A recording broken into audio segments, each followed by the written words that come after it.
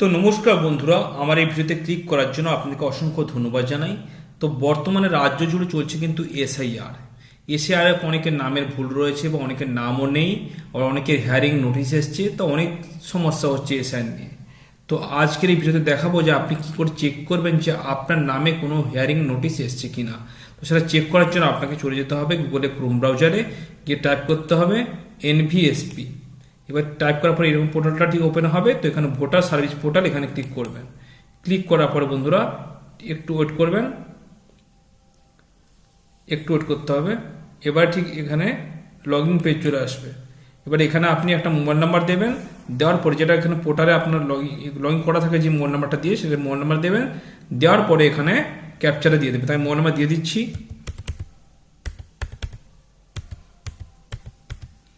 এবার এখানে ক্যাপচারে দিয়ে দেবেন।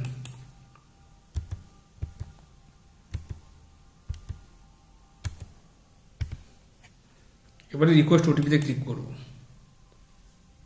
সরি, ক্যাপচার ইনভ্যালিড হয়ে গেছে।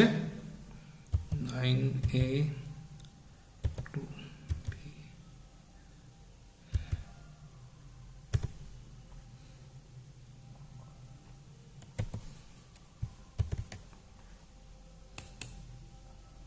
এবার ওটিপিটা মোবাইলে যাবে, ওটিপিটা পুট করে দেবো।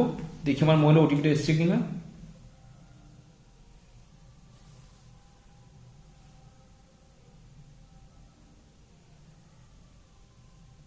ওটিপিটা কিন্তু এখনো আসেনি, একটু সময় লাগছে ওটিপিটা আসতে।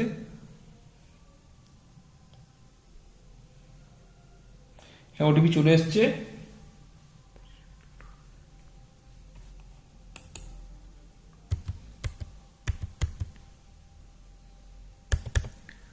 এবারে ভেরিফাই অ্যান্ড লগ ইনে ক্লিক করব।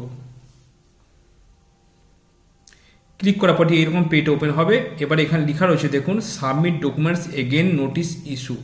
এখানে ক্লিক করবেন। ক্লিক করার পরে আপনাকে আপনার এপিক নাম্বারটা দিতে হবে বা রেফারেন্স নাম্বারটা দিতে হবে। তো আমি এখানে এপিক নাম্বার দিয়ে আপনাকে দেখাচ্ছি। তবে একটা কথা বলি আপনাকে, যে আপনার ভোটার কার্ডের সাথে কিন্তু মোবাইল নাম্বার লিঙ্ক থাকতে হবে। তো আমি এখানে একটা ভোটার কার্ডের নাম্বার দিচ্ছি আমি।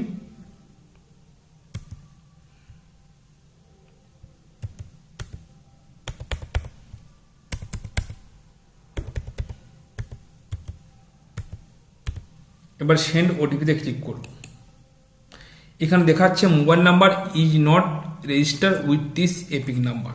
এই এপিক নাম্বারের সাথে কিন্তু মোবাইল নাম্বারটার লিঙ্ক নেই। তো আপনার যদি লিঙ্ক থাকে তো একটা ওটিপি যাবে, ওটিপিটা দেওয়ার পর ওটিপিটা পুট করলে যদি কোনো আপনার থাকে, যদি আপনার কোনো নোটিশ থাকে, তো এখানে কিন্তু নোটিশটা কিন্তু শো করবে। তো আপনি সহজে দেখে নিতে পারেন যে আপনার নামে কি নোটিশ রয়েছে, কবে আপনার হিয়ারিং ডেট রয়েছে, সব কিছু আপনি এখানে দেখে নিতে পারবেন মোবাইল থেকে কিংবা কম্পিউটার থেকে, নিজের বাড়ি থেকে বসেই। ঠিক আছে বন্ধুরা, তো ভিডিওটি কেমন হলো কমেন্টে জানাতে ভুলবেন না। ভালো থাকুন, সুস্থ থাকুন।